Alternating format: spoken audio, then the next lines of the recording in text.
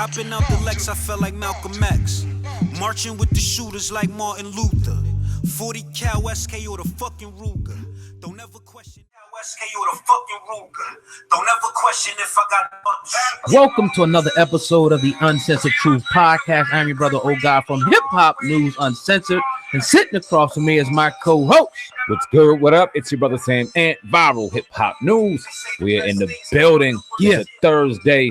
You hear the music, man. It's another episode of the Uncensored Truth Podcast. Man. Oh God, what's good, my brother? What's goody, man? We in the building today. It feels great, man. We got some fresh music blazing through the speakers today. My man Rez and Conway. You know what I'm saying, man? I'm happy to be here, man. This Thursday edition of the Uncensored Truth Podcast, man. Everybody's going to be listening on iTunes, Spotify, and all of that, man. We do appreciate you right now. You're now rocking with the best, the Uncensored Truth Podcast. Let's get it, man. Appreciate everybody that'll be officially listening to the Uncensored Truth Podcast on iTunes, Spotify, and Google Play. Once again, this will be the inaugural episode. We're back in the building, so of course y'all gonna get it raw, real, and uncut. You're gonna get a little more than we do on YouTube. This is the gift we give to y'all listening and the people that we appreciate very much, man. But we got a great lineup this evening, man. What we got on the ticket this evening? Oh, man, we got quite a lineup today. Jussie Smollett. Jussie Smollett was arrested after reporting him. Also, Michael Jackson is suing HBO for, I think, $100 million. Also, we're going to be talking about Floyd Mayweather once again. You know what I mean? And a prominent boxer, brother Yahoo.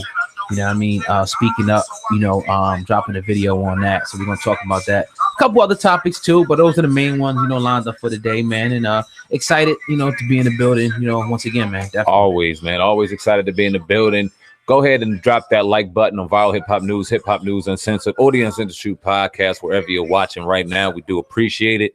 And yeah, man, I'm ready to get started. So what we got first on the ticket, man? We know, I think it was today or yesterday morning. My time's a little bit off, but Jussie Smollett, was finally arrested for him pretty much, filing a fake police report, pretty much setting up this situation where he said that he was pretty much attacked by two people. They yelled out MAGA, poured bleach on him, put a noose around his neck, just kind of carried out this whole escapade. And then these two brothers were arrested, and that's when the story finally broke that pretty much that he actually paid these two young gentlemen extras on Empire to actually carry out this attack. So the police narrowed down, pulled him in, arrested him. He was released on $100,000 bail earlier today, but like we said, we're done. But this definitely disgusting, man. Say, man, what do you think about this? Once again, let's hear what you got to say, man. Well, I mean, we're talking about it ad nauseum at this point because we just had to go through the nonsense and the rhetoric to where he was eventually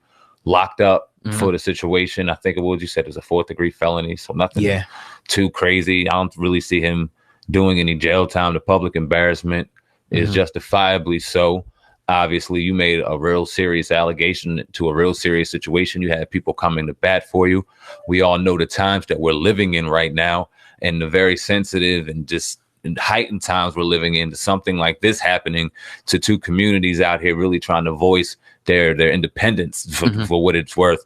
Yeah. And you go out here and you pull a stunt like this and come to find out you do it because you're not getting paid well. Man, crazy. It's a fuck bullshit. That definitely a crazy situation. Once again, he was released on $100,000 bail. He had to surrender his passport, which makes me believe they may think he maybe try to run, something like that. Also, he cannot have any, contact with the two gentlemen, the two brothers who, did the staged attack. So this is crazy. Donald Trump did, say something to him today, which was pretty funny. He said, "What about MAGA and the tens of millions of people you insulted with your racist and dangerous, comment?" So yeah, man. I don't know. It could have been way worse. But like I said, now the people who are really going to be victims, the people may not be so quick to jump on them and believe them. And you know what? That fool deserves that. He deserves that from Donald Trump and all these other people out here that support Donald Trump, because you gave him the ammo to do it. You should have never said anything like that. You know what we go through out here. You already know how the president can say some very racist and bigot things, and you know how he can come off. Why would you go ahead and throw a man like that ammo when you know that the whole plan was terrible? It was terribly thought out. It was terribly orchestrated. Your alibi and your story on what happened was fucking awful. The whole thing around, and then you only paid $3,500, which goes to show you why it was so bad. Right. Why would you make that serious a situation out there and not think you were going to get caught and go ahead and go into this ridicule? I mean, you disappointed a lot of people. And I mean, I don't know. It's pretty sad because now, they're going back, and I thought they pulling text messages, they putting videotapes, they're pulling all these different things, to corroborate, with those two gentlemen's story, because he's still trying to say pretty much he was that, that it was an attack, but it's coming out to find out. He also said that he has a drug problem, So I think he's just trying to get sympathy still at this point. He's pretty much embarrassed himself, the whole Lee Daniels, everybody on that whole cast. I think some feel a little bit embarrassed, by this. But yeah, man, this is sad, man. I wouldn't be surprised if Lee Daniels had something to do with it. I wouldn't count that out yet. Right. I wanted to kind of turn the page a little bit, because I seen something on Instagram, if I'm not mistaken, it was Ebro, and he asked the question, what about Ryan Lochte? Now, I don't know if you're familiar with Ryan Lochte, but he's an Olympic swimmer. He swam with Michael Phelps, little wild bull, ignorant motherfucker. He was out in, I believe it was Brazil, and he got caught. They were saying it was a robbery, but he was messing with people and mocking people and really disrespecting the country. He got locked up for it, ended up getting a slap on the wrist.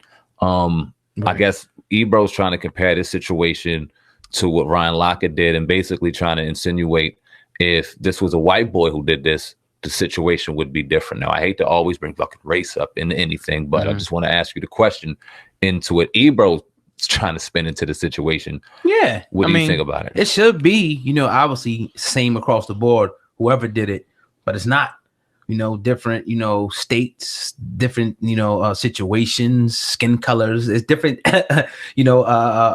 variables in any situation why certain things wouldn't happen. We all know where we live at, in this country. I think that something's definitely happened to both of them. The fact that it doesn't surprise me that it didn't. Come on, man. Exactly. Yeah, at the end of the day. And I don't know why I surprise anybody else. And this Ebro's funny with that. And this is what I meant. And I may have offended a lot of people when we were talking about T.I. and in regards to him getting paid for doing the record. All right. So yeah, they was going in a little bit. And it's cool. And I got to kind of apologize for saying what I said in regards to him getting paid. Go ahead and make your money and do what you do. I'm not going to be so critical. People were being very critical on the fact that, hey, we monetize the content that we talked about, so we're getting money, blah, blah, blah, blah. You know what? I'm going to take that one. You're right. Yeah, we monetize all year long. It is what it is. 365, whatever we do. So it is what it is. So for that being said, yeah, my fault. Y'all got that off. But in regards to whether or not he should get paid, it really, damn, I lost my chain of thought. But it really is sad, man. It really is. Right. Yeah, no doubt, man. But going into the next story anyway, this kind of ties right in. And we talk about the boycott, with Gucci, Burberry, came out with the news. And there's been a whole, long list of companies, that have, been disrespecting this. Well, Gucci, was one, and they came out and apologized. But then right after that, Floyd Mayweather made a video and pretty much, said, look, I'm going up in there. I think they said he spent $200,000 in there, totally disrespecting, any and black people pretty much. Now, the commentary that we had, people seem to agree, with our premise pretty much. Is you don't see other groups of people, and I brought up Jewish people, whatever, etc. You don't see them going against their own cause, regardless. Either they'll be quiet, or they're going to fight with it. But them going against it, you don't see it. It's silly. But a prominent boxer, who's actually friends with Floyd Mayweather, gave his response. I'm going to have you check this out, Sam, man. Tell me what you think about this, man. Here we go, brother Yahoo. So everybody kind of wants to know what's my take on this whole Floyd Mayweather, Gucci scenario. I had a few words with Brother Polite on Instagram, because he was defending Floyd. And, I know Polite, man. I'm familiar with his work. And, my mentor, has battled Polite, on many platforms. So, I think Polite know better than that, man. You know what I'm saying? For him to be a leader or, a self-proclaimed leader of the conscious community or, supposed to be a role model of the Kemetic community, for him to side with Floyd Mayweather on the issue, that just don't sit well with me. And, I love Floyd to death. You know what I'm saying? I don't want nobody to think I don't love Floyd. I've trained with his father. I've trained with his uncle. And, if anybody watch me box, man, they'll know that a lot of my style is similar to Floyd Mayweather's. I think he's brilliant in the ring, man, but the things he do, as a champion, and when you speak as a champion, you're talking about someone who stands for people who can't stand for themselves. He gets a D or an E in that category, man. And, him and Polite was trying to like deflect, man, and try to say, oh, well, why don't we boycott this and why don't we boycott that, and how come we not boycotting rappers for rapping about certain things in relation to things that's damaging to our community. And basically what I explained to Polite was that rappers are just telling our American story. You understand? Black people the Negro people have been oppressed in this country. You understand what I'm saying? We've been robbed of our name, heritage, language, and everything else you could think of. You understand what I'm saying? So the rappers that are glorifying drugs, alcohol, and guns and this and that, this is what we grew up on. I told somebody, if you was to turn a black person upside down, and you will see a sticker on them that say "Made in America." So any negative behavior that you see coming from us, it's because we was programmed this way. David Banner said it best. He said if a computer programmer uploads a virus on a computer, and the computer starts malfunctioning, is it the computer's fault or is it the computer programmer's fault? So, they were trying to digress, you understand? That still has nothing to do with that Gucci took a straight shot at us and at our ancestors in the 400 years of captivity and police brutality and just injustice in general, man. And, I just can't side with Floyd on this. And this is not the first time he's swerved from, issues that we've had as a people. You know what I'm saying? The whole Donald Trump thing, the whole Black Lives Matter thing, he always swerving. He's never taken a stand for us. And there's no way that Manny Pacquiao would allow something like that to happen to the Filipino people. You know what I'm saying? If someone did something that took a direct shot or insult to the Filipino people, Manny Pacquiao wouldn't endorse that.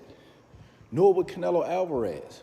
If someone came out right now, something that mocked the Mexican people and mocked their poverty or something that they've dealt with as a nation or as within their culture or whatever the case may be, you think Canelo's going to go and endorse that or stand behind that?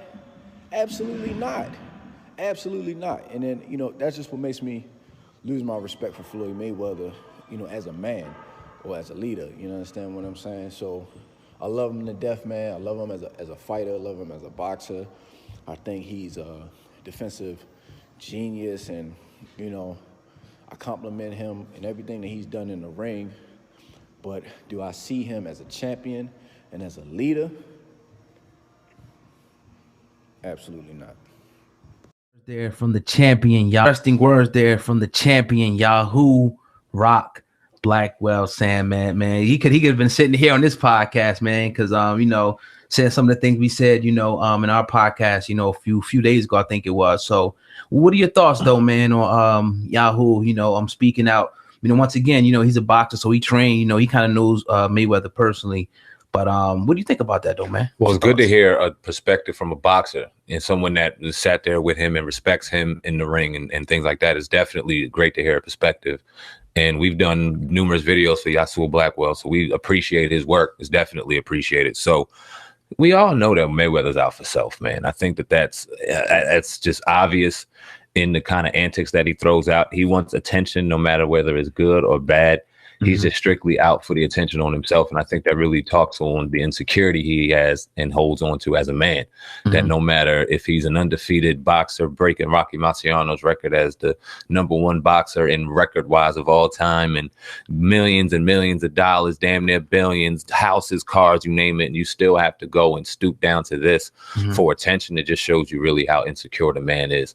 And Mr. Blackwell had a number of points that we brought up. One in particular, when he talked about Manny Pacquiao, you said the same thing. You expressed those same sentiments. I believe it was on Tuesday, the last time we were here. And then he brought up Canelo Alvarez. And another great point, and we were talking about boxing and how powerful boxing is, and how Muhammad Ali, when he sat there as heavyweight champion, how proud we were as a people. And then to see him say, no, he's not going to go to the war of Vietnam and lose the belt, something that was prestigious, and do that for his people. That's something that you could see a Canelo Alvarez doing now, or a Manny Pacquiao doing now for theirs. Then no way, shape, or form are you going to degrade ours, and I'm going to sit there and not only endorse it but mock my own while doing it. It's never going to happen. And the crazy part when I think about this, how we used to watch the Olympics when we were younger, and everybody, all these people who are just proud of their country, they got to drape themselves in that flag. And we see that. And that's another point, that he hit on. We were stripped of a thorough knowledge, of where we came from. We don't have that connection like other people, do. So even when you can see that the Olympians, they put the American flag on for some of us, they can don it and be proud. But some of us, it's still a symbol of slavery, torture, police brutality, poverty. It's still a symbol. So a lot of us can't get with that, you know what I mean, in particular. So here's what I'll say. The same way that it's a psychosis of these rappers, they've been programmed. You got people like Floyd Mayweather who have been programmed to go to self-hate, to go against their own people. Again, why is it that we're the only people that do that? He brought up Pacquiao, he brought up Alvarez. These people are so proud, man, to be where they're from and say, look, I'm Puerto Rican, or I'm Filipino, and they don it and they wear it. Not all of us are like that. And I think it speaks to, that's why I'm never surprised when I see people like Floyd Mayweather, but I definitely disagree, with him. And I think it's just sad. God, I want to kind of bring this full circle because I lost my train of thought in the Jussie Smollett conversation in regards to talking to T.I., but this is a perfect time to bring that back in. No doubt. In regards to even Manny Pacquiao and Canelo Alvarez and how proud they are of their people.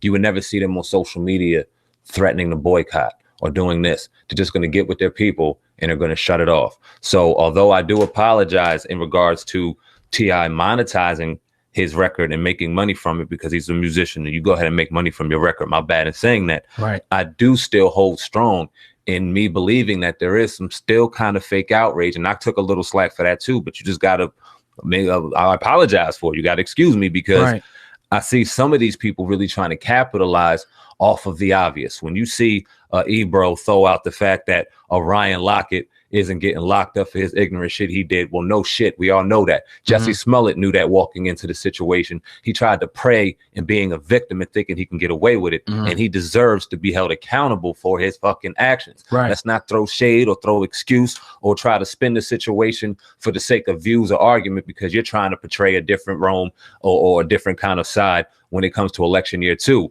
Fake recognize. Come on, man. Don't do that. So I gave criticism a little bit, T.I., because I feel as though I see that a little bit when it comes to his social media. Do I think he's genuine in what he does? 100%. Do I think he cares about us? 100%. I also properly did research and seen that he has his own clothing lines and things like that too, that he promotes and that he pushes. So salute to that. We could start buying and promoting T.I.'s content as well. I would like to see that more as opposed to saying boycott this. Let's throw a fashion show together. You get some kids, you get some adults to promote your line. And you'll see endorsements all through the board when it comes to this podcast. But my thing is still, I just like, I don't want to nitpick though with it. You know what I mean? Because like somebody's saying something, they saying it. I don't want to sit up and it's like, oh, if it's fake or not. Even though we know it is, just let them, you know what I mean? I just like let them go because again, you won't see a Jewish, you won't see, somebody saying, well, they fake with that shit. They just shut the hell up and say, oh, and they fall back because it's foot. You know what I'm saying? Yep, so I agree. Yeah, definitely. But yeah, man, that's definitely a good segment right there. I appreciate that video, coming through because we definitely want to hear a boxer's, point of view. Yeah, so Rock Blackwell, right? Yes, sir. Yes, sir. Yeah, I mean, real decorated champion right there, man. Also, I was looking at his Instagram and he bought, I think, a second Rita water ice. So you got people trying to do stuff out here, taking it just one step at a time. You know what I mean? Indeed, man. Put this money back. And they should be saluted for sure. Definitely. Yeah, man. But you tuned into the Uncensored Truth podcast with your brother, Old God and Sam, man. If you're listening on iTunes, Spotify, or Google Play, which you will be, please go ahead and share this video or audio, with a friend and let them know that the Uncensored Truth podcast, is on the air right now. So yeah, man, I'm going to jump to this other story right here. Zion Williamson, a Duke player, yesterday, was injured. So I know Sam Man had some information that he wanted to share, about college and some things going forward here. Well, yeah, Zion Williamson, obviously they played North Carolina last night. If you're not a basketball fan, if you are just kind of an avid watcher of basketball, you know that it starts with college. And I think it was right after LeBron James or shortly after he came out of high school and went to the league, they shut that shit down. And they said that you had to go and play 1 year in college and then you could eventually advance to the NBA because the NCAA was losing a tremendous amount of money. We fast forward to 2019. We got this kid, Zion Williamson, the next LeBron James freight train. People were just salivating for him to get into the NBA. We see rumors of him going to New York, teaming up with Durant, teaming up with Kyrie Irving, and just revitalizing New York Knicks basketball, something I think the NBA desperately needs. If the Knicks were back in the scene of things, man, it would be dope for the NBA, a flourishing league right now. But the kid gets hurt, man. The kid gets hurt yesterday. It was a fear that he could have potentially, tore his ACL. It is very optimistic now at this point. It's looking like it's day to day. Very, very good. Coach K said on his weekly show on ESPN radio, and the fact that it's a stable condition and a mild sprain, and we're going to do what everyone would do, and that's what's in the best interest for the man. That's from Mike Krzyzewski. But people are pissed off, man. Obviously, we see ESPN made a lot of money from that yesterday in the broadcast.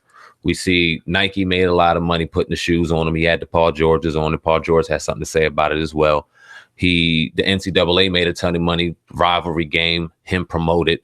That kid made nothing and then hurts himself and potentially tears away millions and millions of dollars. Oh God, what's your thought on it before I go all the way? Well, yeah, well, I'm looking here, and he does have a insurance policy. I didn't know they even had these policies, in place, and it goes to state that he can collect $8 million if he's picked past the 16th pick of June's NBA draft. And it also says they could pay out between, if he has a career-ending injury, it could be 10 and 15 million. But still, compared to what he can make, talking about hundreds of millions, you got LeBron damn near a billionaire. You saying he's probably the next LeBron. So the issue here is the free and exploitable labor, that they're getting from these guys early on. Which I'll let you go into, but that's definitely my main, issue. Forget the insurance. Yeah, that's cool and all that. But, that's our gripe. You got these guys and football's longer, that are giving you all this, putting their life on the line pretty much, making you millions, hundreds of millions of dollars, and you refuse to pay them. That's the underlying issue. But I'll let you elaborate on that. That's the disgusting part about it all. NCAA in general, period. When you look at a Reggie Bush and what he did for USC football back in the early 2000s, when you look at a Vince Young, when you look at it, there's a number of other Heisman Trophy winners that just changed the game when it comes to college football. When you look at a Chris Webber and what he did for the University of Michigan in the Fab Five back in the early 90s, you remember how much of a fan I was growing up as a kid of the Fab Five in Michigan. And these people aren't allowed to even be in the history books when it comes to their schools that made millions and millions of dollars. You know how many people had number 4 jerseys, number 5 jerseys, number 23 jerseys for Michigan, or had that number 5 jersey for USC. They might not have had the last name on the back, but we all knew who we were rocking and who we were repping. And the fact that these kids made nothing from it. And when you find out that they may have made a couple dollars because this is a fucking business and they had to cash in because their moms are asking them about rent, or they can't pay this light bill, or they don't have any food to eat, and you got somebody throwing them money, what are they supposed to do when you just made 10 million off of them? And then you take away the Heisman Trophy, you take away their legacy, you strip it away, you spit in their face after making money. If that ain't fucking plantation, I don't know what is. I mean, you got. I'm looking at the top grossing colleges when it comes to sports programs. You got Texas A&M. They average annual revenue of 148 million. Texas Longhorns 133 million. These are some of the top, teams. that are making money off the athletic sports alone, not, you know, the donations, the alums and things like that, and the different things that they're able to get from the community and people who went there before. But that's just the sports program. To not pay these guys anything, I think it's something that needs to be. Now there's a good debate on both, because I remember a long time ago a program we were doing, we're going to have a conversation about this. Some people will bring in, you know, other, you know, opposing arguments to this. So this is definitely a good discussion, and I hope to see it in the comment section. But when you're talking about hundreds of millions of dollars you're making for somebody and they can't give you anything, that's sad. Now, some of the arguments I'll get into, they'll say, well, they're giving you a free education, free school woman, you know what I mean? Yeah. Bring that on. Right. Bring that on. I was hoping that somebody would say some bullshit about that giving you a free education in here.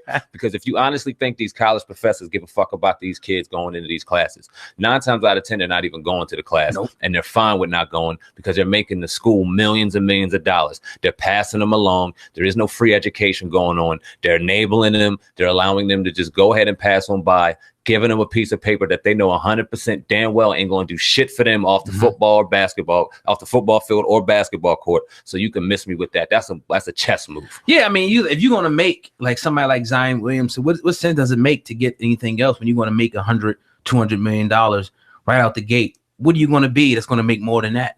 So it's just like, you know, focus on this basketball. We'll get some cheerleaders, do your homework, pass you along. We know that this is going on. Like, it's no secret that this is going on college campuses, as well as a lot of drug use, but that's a whole nother.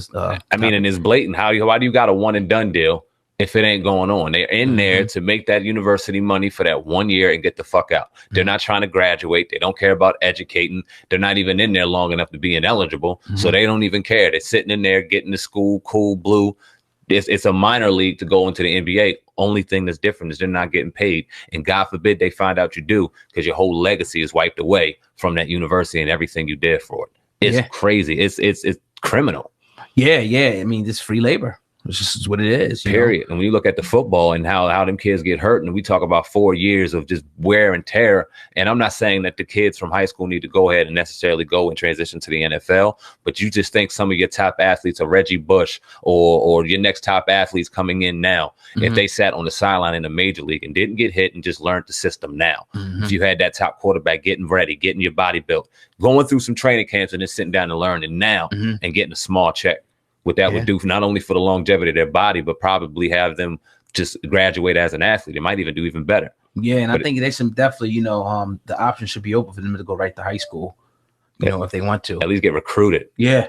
If they're good enough, all right, pull them. It ain't got to be everybody. We do need an NCAA. Yeah, it needs to be a little bit more of a discussion when it comes to business and these top athletes coming out of high school into college, because it's not fair to them. Let me ask you a question, though. Like, just thinking, with your mind, how would you pay? Because that's one of the other criticisms.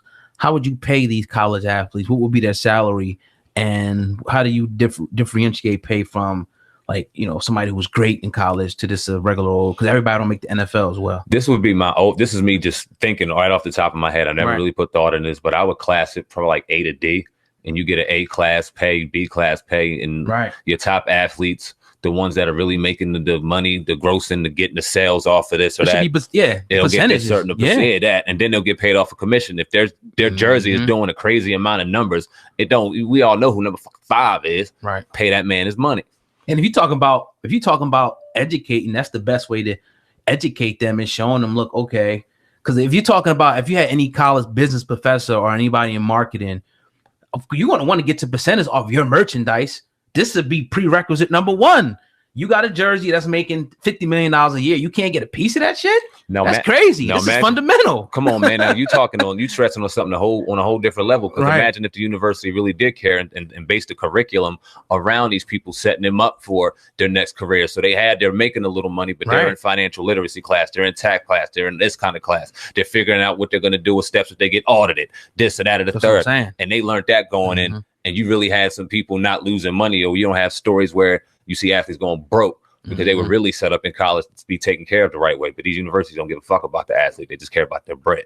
Yeah. So that's sad. And I do see maybe in the near future, there may be some change with that, but we'll definitely see. You know what I mean? Yeah, man. But you're tuned into the Uncensored Truth podcast with your brother, Old God, and Sam, man. Going in tonight on this Thursday. If you're listening on YouTube, I need you to do me a favor. Hit that like button and make sure that you share this video. All right, man, we got another story right here about the Jackson estate. It appears that the Jackson estate is going after HBO for $100 million. Now, saying the Jackson estate will seek damages proximately caused by HBO's reprehensible disparagement of Michael Jackson, which could exceed $100 million. Should HBO succeed in the damage it is intended to cause to the legacy of Michael Jackson, reads a breach of contract in which lawyers Ken Sellen and Weissman, Esser Klump, and I'm probably saying these names wrong, Friedman, seek an injunction and arbitration. You know what I mean? So they're going after them for pretty much releasing the Leaving Neverland documentary, which debuted on Sundance Film Festival. We did a good story about this a few weeks back. Once again, this documentary is pretty much about Michael Jackson's relationship with two underage, young boys. Now we have him pretty much being acquitted. I think it was back in early 90s. He was acquitted of this, but now you have these people coming back out after he's dead, pretty much tarnishing his legacy. HBO, the latest culprit to jump in. The Jackson family is now seeking $100 million in punitive damages. Sam, man, your thoughts on this? Well, man, it's a 2-part series, 4 hours long. It's set to premiere March 3rd and 4th. Now, despite this is via deadline.com, despite the desperate lengths despite the desperate lengths taken to undermine the film, our plans remain unchanged. HBO proclaimed in a response to the threatening filing. HBO will move forward with the airing of Neverland, the 2-part documentary, on March 3rd and 4th. This will allow everyone the opportunity to assess the film and the claims for themselves. Now, obviously, this premiered on the Sundance Festival. There was tons of security there. Heavy scrutiny. Like you said, this man was acquitted of this numerous times. Whether you agree or disagree with it, I mean, he's a dead man at this point. And you have certain laws and stuff that you have to abide by when it comes to people's names and copyrights and things like that. And at the end of the day, I really believe that the Jackson estate will get the money, whether they settle it out of court or not. But the damage will be already done, because I think HBO has no problem paying that money. We know HBO is a huge company, because this will air. And we all know how dangerous a narrative can be steered, whether it be true or not. And it looks like they got a hell of a narrative they're about to drop on us. Yeah, and it's like you gotta, obviously their money is real long, you know what I mean? But you gotta look, it gotta be a bigger agenda here, because it's like, why would you want to, pay out $100 million just to put a film out? Come on, man. So it has to be a bigger, agenda, here to really, tarnish his legacy. And they may feel like they have a chance, of winning for whatever reason, but they're going forward. The Sundance went forward with it. Brazen, man, to do this. That's like somebody. I mean, it would stop me if somebody's like, man, $100 million, you're not airing it. So it's just like, that money's long though. It is, and it just goes to show you, like you said, how just hell bent they are on getting this out here. Whether it be for just to educate and help two victims that were on record and saying that this never happened, 2 victims that were on record of lying and being dishonest about the situation before. Now we have a 4-hour documentary, and they're magically now victims again because they were scared and different things. Wow. Yeah, they got a lot of balls. And like you said, if they got $100 million just to throw away to show it, wow. Now my question is to you, will you watch it? Nah, probably not. I'm not really, just not really into things like that. There's no, just because it's him, I'm just not into stuff like that. Would you? No, I mean, and I know we commentate about the situations and the news at hand, but when it comes to both, I didn't watch the R. Kelly docuseries either. My opinion was solely based on what I already felt with the Aaliyah situation and the tape and all that. So my opinion was already based on that. I need to see that to watch them go any further with it. And that's not my thing. So Michael Jackson, the same way, I got my personal opinion on it. I think he was innocent all the way around. I think it was a witch hunt. I think that was a very powerful man in music, a very powerful man throughout the world. And we all see what they do with black powerful men in this country, whether you want to agree with it or not. And he was very outspoken about it and very proud of his race, no matter the Villanago or not. So I think Dick Gregory said it best on the anniversary of Malcolm X's death. He, what's the word I'm looking for? He prophesized, or he gave the premonition that someone would kill Michael Jackson or try to set him up for suicide later on down the road, right after he spoke on the Malcolm X assassination. So it's very interesting that we ended up seeing that years ago. Yeah. And the full document is available. You people want to read. People like to read them. The lawsuit that they're going against HBO for $100 million. So yeah, man, sad situation. Again, he beat this case, and the people to come back out. Obviously, you said before, people like they can't make any money, but you talked about book deals and different things that they could get. Obviously, HBO is probably paid them or something. So this is a situation, man. It's pretty sad, man. So if there's another update, we'll definitely give you that. Indeed. This is crazy. In fact, so Definitely, man. Yeah, man. But you tuned into the Uncensored Truth podcast with your brother, Oh God, and Sam, man. Episode 119 in the books today, man. Got another one for y'all. If you're listening on YouTube or wherever you're listening at, go ahead and share this joint, man. Let them know that the Uncensored Truth podcast is on the air. Bump into the sounds of my man Rez and Conway. Let's get it. Indeed, man. If you want to check out more music from my brother Rez, the joint you're hearing right now with Conway, like Old Guy said, you can check him out on Facebook or IG. Rez, R-I-Z 609. Produced by Jay Dover. You already know. He has an album coming out soon. Obviously, you'll hear that right here exclusively on the Uncensored Truth podcast. Yeah. Come in and tune in with us tomorrow evening, 8 p.m. live on Hip Hop News Uncensored for our live show. We love getting with the people. We love doing that, John. And we do it over there. You already know. Yeah. Man, that's all I got, brother. Yeah, man. That's all I got today, too. We'll see you tomorrow night, 8 p.m. Be in the building. We out of here, man. Peace.